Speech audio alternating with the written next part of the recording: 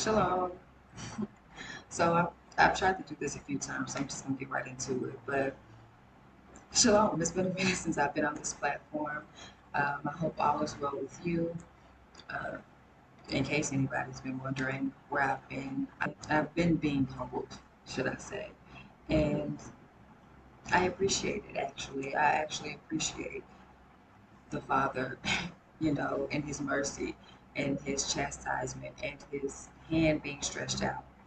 It's just interesting with this world that we're in right now. It feels like we're in a dark comedy with a bunch of bad actors. And the way of the world right now is so insane. And it's interesting to see the word of the Father really come to life right now. And, when we first come into this truth and we first come into this understanding, we're so amazed by the revelations that are happening. And there's so many different emotions that you go through. You might be like, oh, angry at the oppressor, and angry at the powers that be, and angry at the lies and everything. And as things are being revealed, you're just so excited at the same time for and you're just eager to do something, eager to move, eager to work for the Father, and to really understand our responsibility to the Father, and eager to walk it out. And sometimes we don't always know how to do that. We haven't had the physical, tangible examples. It's been difficult for us to sometimes walk it out. And a lot of times it's easier for us to point the finger and then forgetting to look at ourselves and to correct our own error, because it's so easy to get back into the same perpetual cycles that our forefathers went into, and repeating the same exact things that will just keep us in this constant state of destruction. And so what I want to do so badly, because I love Israel and I love the Father's word and I really want to see us thrive, is that I have to look at myself. And that's not always easy. I should be able to spread the word in the right way, with patience, with mercy, and with understanding. And a lot of times, sometimes people take that the wrong way, but understand that before anything, the word has cut me first. Before I can ever use it as anything else, trust it has cut me up for sure. And I'm grateful for it. This thing that I want from the Father is forgiveness. That's the only thing I want in this world, more than anything, I should say, is the Father's forgiveness. Because I know I'm not spotless. I know I'm not spotless. And when I say that I've been humbled, I don't mean to say that I've been walking around just this prideful person thinking I'm all that in the bag of chips. But to recognize that there's maybe more in me than I'm willing to admit that needs to be corrected. Seeing the first generation of the awakening and seeing the motion that it is coming with and all the chaos that comes with it, because there's so many wars that are being made for us to keep us in constant contention and discord. I just want to make sure that I'm trembling at the word of the Father, and that I'm not so distracted by all these many wars, and that the word is what keeps me grounded. When all this other influence and distractions are happening, that is the word that keeps me grounded and humbled. And so when he talks about trembling at his word, and when it says it again in Ezra, we know in Ezra, this is, King Cyrus, and he's allowing them to go back to Jerusalem so that they can rebuild, right? Coming from a captive state so that they can start to rebuild. And Ezra and them are recognizing that they're falling back into error.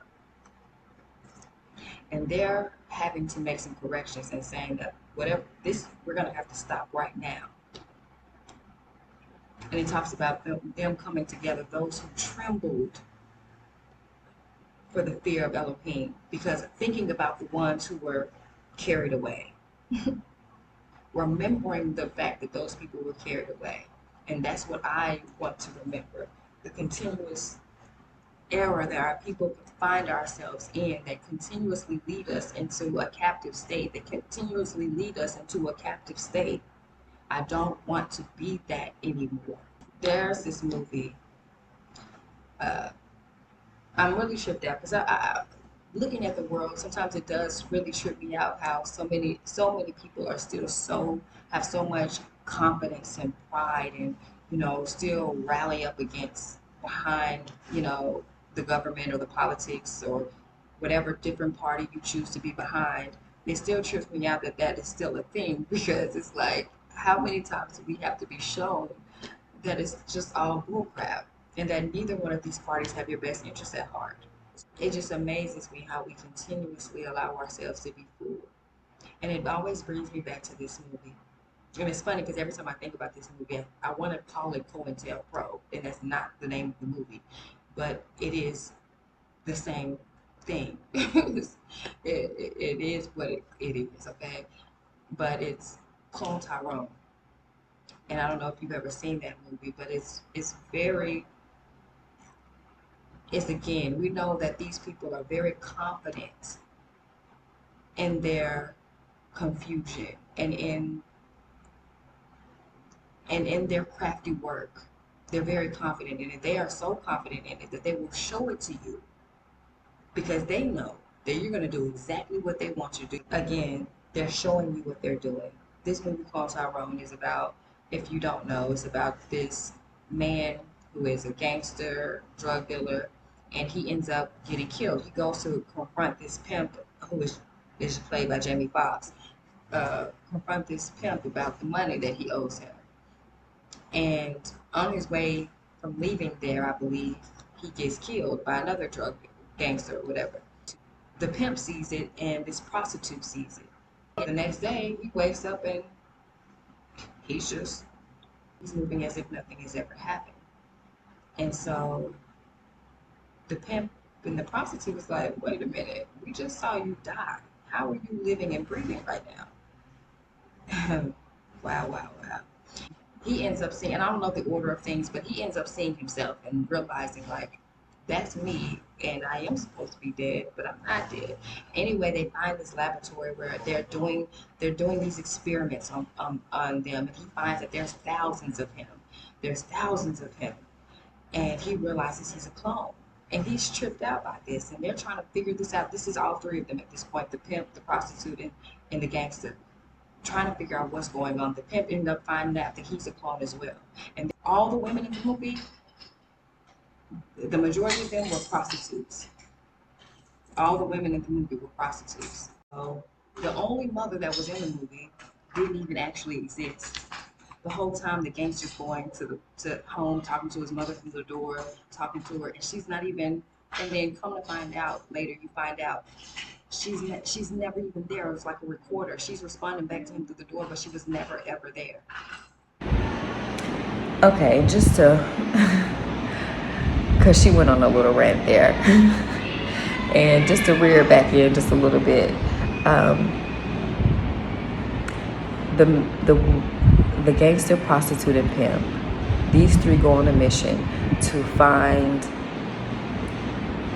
they recognize that there's something fishy going on. They go to this laboratory where they find that they're using this poison, and this guy is literally like using the substance and mixing up the substance and actively at that moment putting it into whatever he was putting it in, because they were putting it in the hair products, the food, the communion that's in church.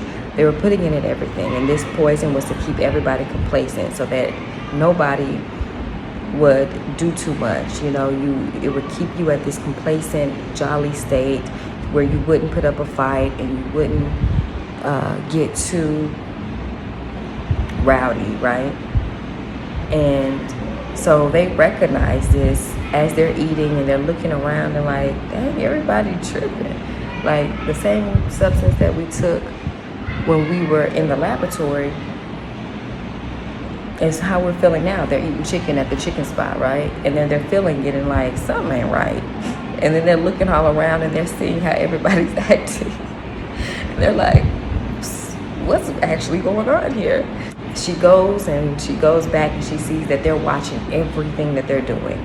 They're recording and watching everything, right? And again, we know that it's very easy right now to collect data, because with social media, with this online presence, it's very easy to collect data and to run studies and to see how people are going to behave, or what they're thinking, or what people are watching. It's very easy to collect data, right?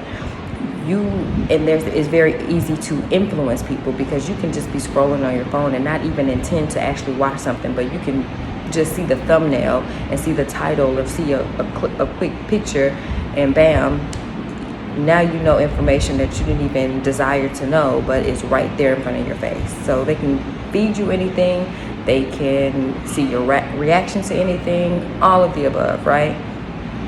It's very easy for them to collect the data. So when you see in this movie that they're literally doing experiments and putting them in rooms and putting different scenarios out there to see how they're going to react, literally taking notes and studying them to see how they would behave if you do this or do that, and then putting things into their mind, into their psyche. It's like we look at these things and we think that we have total control over our lives. But again, you're being fed things and you're being influenced by things that you don't even maybe recognize that you're being influenced by. And even some of the wokest of us, the ones who feel like they're super woke and they can't be influenced into doing anything, I guarantee you've been influenced in some form or fashion. And so anyway, so these three people, they go into this place, they see what's going on, they see all these thousands of clones, they see the experiments that are being done, the data that's being collected, that they're being recorded, and that they're keeping these people in a perpetual state of mind captive, perpetual destruction state, where they're manipulating and controlling behind the scenes to keep these people complacent. And so they're like, we got to do something about it. And they're continue to dive in to research and to try to essentially expose and reveal the things that are happening. And so they go into this laboratory and they're like, I think they end up getting caught, and they didn't get caught, but they like had to run up out of there. And so they somehow end up at the strip club because, but first of all, they go into a church and they see that it's even in the church, what's in the communion, and the people in church are acting all strange and behaving all weird in the same way. And so they can't unsee what they're seeing, right? So they're looking at everybody and everybody's tripping out. And so now they go to the church. They go to the strip club because they're just trying to run from the people, because the people know that now somebody has seen what they're doing. They run to the strip club to try to hide out, because this is where the prostitute works or whatever, right? They're at the strip club. In the strip club, they're trying to mix in and pretend like, whatever. And then the DJ says something. I think the DJ says something or plays something, but everybody in the club stops and like turns and looks at them. And they're like, and they have to run up out of the club, right? So the three people who have recognized what's going on, trying to expose what's going on, everybody's turned on them, right? Sound familiar? Like everybody's turned on them, and they're now having a takeoff because because mind you, everybody's poisoned with the things that they've been fed, right? Everything that they've been fed, they've been poisoned by. So now they have control over them and to have them react in a certain type of way. So now they're all after these people, and these people are running out of the club, and they're in the middle of the street now, and they are surrounded. And so this white guy comes up, and mind you, the white guy comes up and he, how the villain always has to tell his story of what their intent is and why they got to do, they expose themselves pretty much. And it's funny because we see these movies and they expose themselves because they're so confident in their craft. They're so confident that you're going to do exactly what they expect you to do. They know how you're going to behave. They perfected their craft, so they know how you're going to behave. They know what you're going to say. They know exactly what to do to cause you to react to cause you to be in fear, to cause you to move a certain type of way. They perfected their craft that they're willing to even show you their hand, show you what they're doing, because they know ain't nothing you can do about it. So they think. They're so confident in it that they're willing to show you their hand. It's wild, right? So because time and time again, they show us what they do. They give us the scoop, but they know that we're too much in la la land, that we're not going to take it serious enough. And so the white man comes out and starts exposing why they do these things and why it's for the better good of whatever, and how, like, I can't remember all the stuff he says, but he's telling you the intention. And so the gangster guy, I think and then matter of fact, with the white guy is a security guy who looks just like the gangster. So it's another clone of the gangster dude, right? Instead, he's playing this security guard for this white guy. And then the gangster guy just finally raises up his gun and wants to shoot the white guy. And the white guy's like, the white guy controls him. He can't do anything. Now the white guy, he says something, and now he's in control of the guy. The guy has no control over himself with the gun. And so the pimp, I think, tries to pick up a gun and shoot and hold it up to the white guy. Because at this point, I forgot to say that they have found out that all of them are clones. And I don't think the prostitute is a clone, but the pimp and the gangster are both clones. They found thousands of them. And matter of fact, not only is it just in their city, it's in everybody's city around the world, right? Or around the country. And so the pimp holds up the gun and tries to shoot the white guy. Then the white guy turns them to each other so that they're pointing the gun at each other. He's controlling them to the point where now they've taken the gun off of him and he has control over them to now where they're pointing the gun at each other to kill each other. Sound familiar? Like, now they intended on fighting the oppressor, but now the oppressor has manipulated them and controlled them in such a way to where they're pointing the gun now at each other, and now they're fighting each other, and they can't even stop and don't know why. And so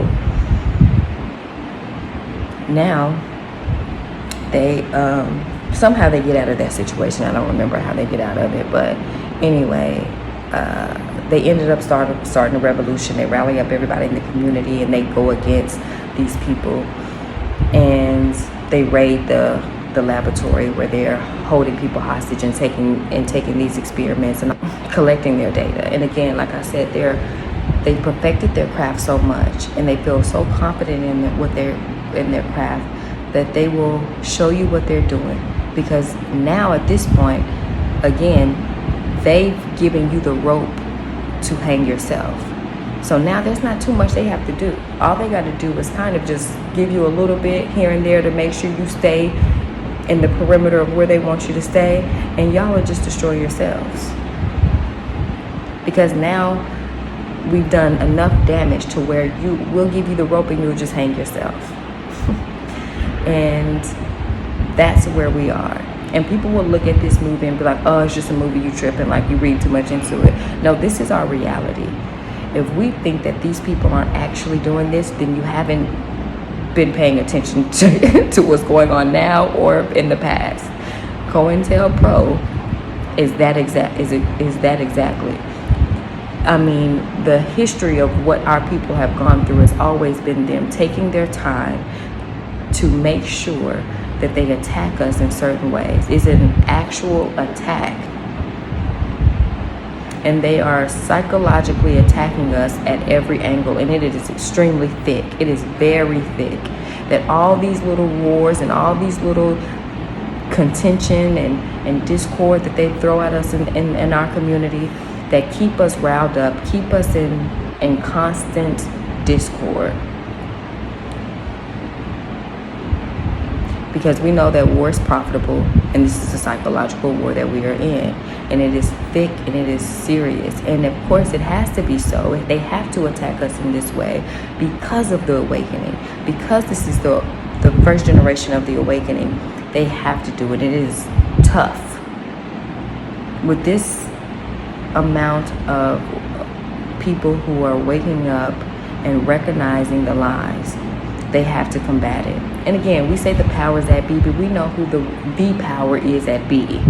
Okay? So all of this is to their own destruction, but it is to be mindful because these things are happening. But it's just very interesting. Because again, we see these things and we'll just ignore it and we won't take it serious enough. And they know that.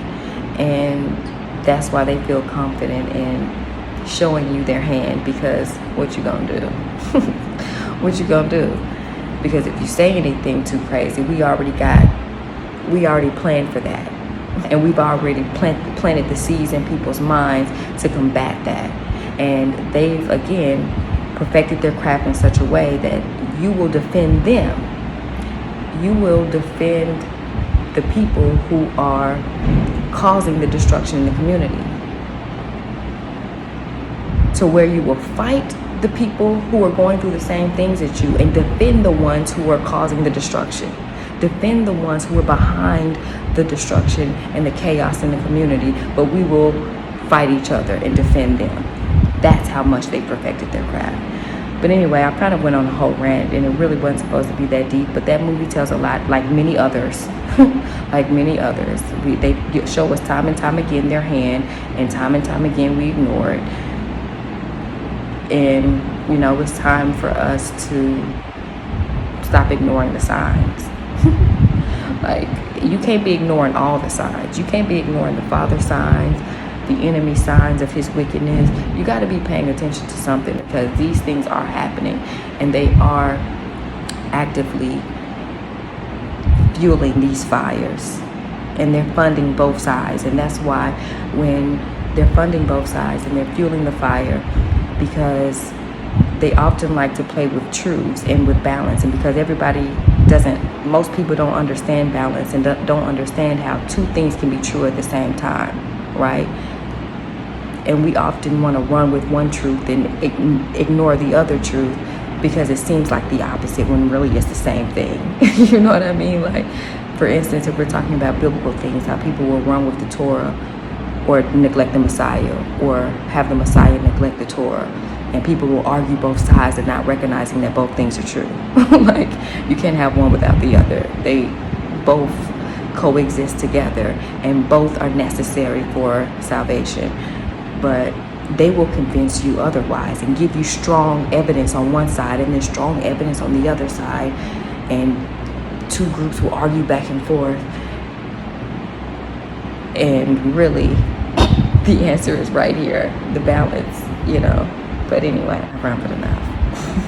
I didn't mean to even come back on this thing and ramble, but let Elohim be true and every man a liar. Shalom.